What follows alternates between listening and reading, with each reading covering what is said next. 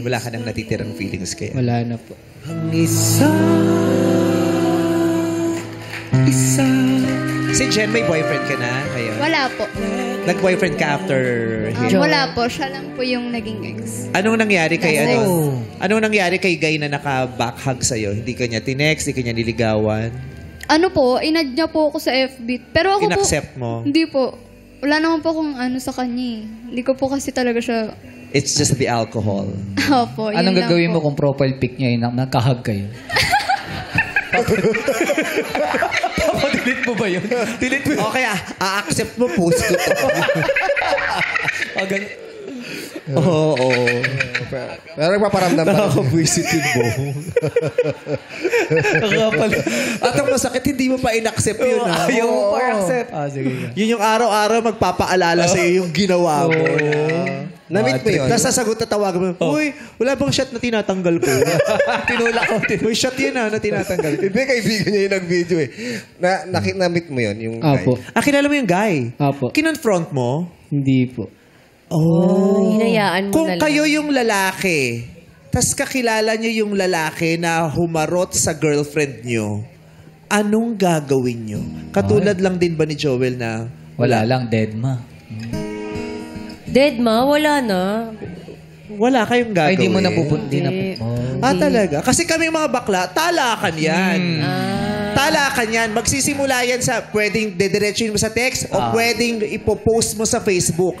Diba? Looking for kaibigang ahasera, yung nagte-text sa jowa ng may jowa, tapos nag-iimbitang rumed horse na kunwari wala lang.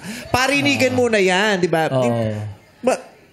Hindi kami papayag ng ganun-ganun Pero na. ikaw nagbago ka na. Iba na ginawa mo. Oo. Nag-compose ka ng kanta. Oo, higat girl. Diba? Iba yung sa'yo. Ginawa mo kanta. Oo. Para lagi niya naririnig. Oo. Tapos alam niya na sa YouTube. Para sa'yo. Oo. Yung ganun.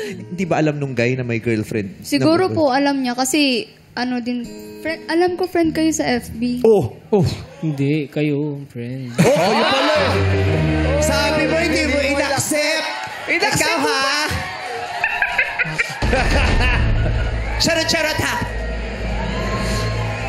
Alam mo ba in-accept? Alam mo ba in-accept? Kasi kayo profile pic. Ay, biro lang yun. Natatawa na lang si Jen. So, friend mo talaga, Jen. Friend, in-accept mo na dun? Siguro po before, pero hindi ko po siya friend. No, nagulat nga po ako, inad niya po ako ganun. Tapos siguro po, alam niya na mag-jowa po kami pero ginawa niya pa din yun. Yeah. Okay. Basta yun yung issue. Kunyari kakilala mo. Kayo, mga kaibigan natin sa X na maraming opinions there. So kung kayo yung kakilala nyo, hinarot deliberately yung jowa nyo, tapos magkakilala kayo, at alam niya naman jowa, anong gagawin mo? Sa pagkakakilala mo sa sarili mo. Ikaw, Kim. Hinarot niya yung boyfriend mo. Kakilala mo siya. Anong gagawin mo? Dead ma. Talaga? Wala na. Ano na lang nila, konsensya na lang nila yung mag-uusig sa kanilang dalawa. Mag-uusig? Yung hindi mo na pag-aaksayahan ng oras, Pag nakita kayo ni girl, anong gagawin mo? Nung kunyari, after 1 week, nakita kayo ni girl. Wala. Just be at peace. Yeah. Para sa sarili mo. Sabi mo, I am Kim. Oo, parang sayang oras lang. Tsaka hindi ako confrontational, so hindi ko kaya. Anyway, katulad ng lagi kong sinasabi dito, marami naman tayong lahat tayo, marami tayong nagagawang sablay na desisyon. Pero we still have the chance to kailangan natin Better bumawi. up. Oo, Bumawi at ituwid yung mga nagiging desisyon natin, yung